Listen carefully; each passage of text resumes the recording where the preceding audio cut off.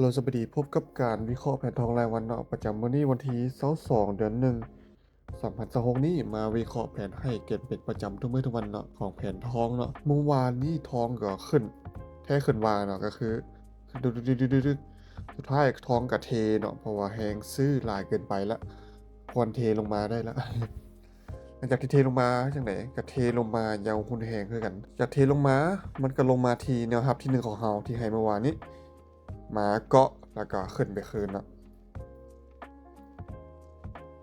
มาเกาะขึ้นไปคืนอย่างหุนแฮงเลยเฮ็ดให้ท้องเปลี่ยนหน้าเป็นเทรนด์ขาลงชัดเจนเนาะเดี๋ยวมาเบิ่งทางเฟรม15นาทีนี่15นาทีเขาสามารถตีเทรนไลน์ได้เลยก็คือแบบนี้โคนวางแบบนี้เนาะเขาก็จะได้เส้นเทรนไลน์แบบนี้ซึ่ง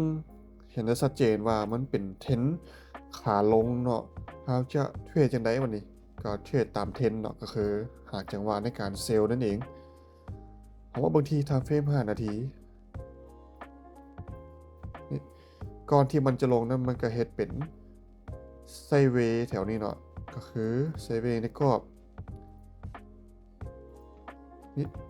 หลังจากที่มันหลุดกรอบมันก็เด้งกลับมาแล้วก็เซลล์ลงมาแบบนี้ได้เนาะแนวรับเก่าเนาะก็คือแนวรับที่1ยังสามารถใช้ได้อยู่ขอขยายเป็นแบบนี้โอเคเป็นแนวรับที่1 2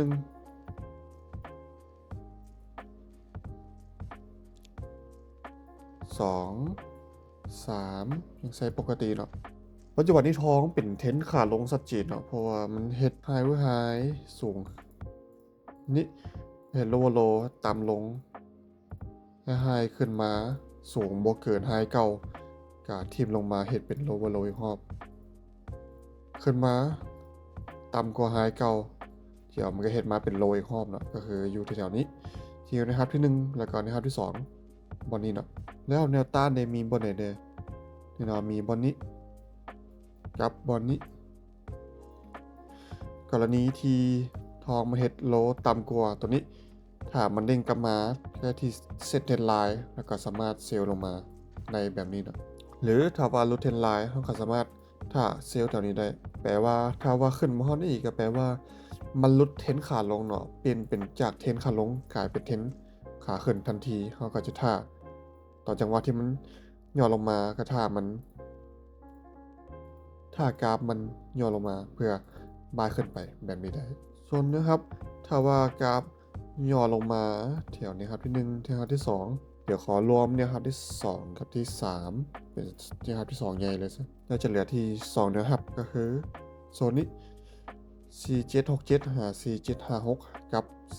4750หา4730เป็นโซนที่เราจะบายกัน2โซนนี้แนวต้านก็จะมีอีกโซนหนึ่งคือกันก็คือโซนนี้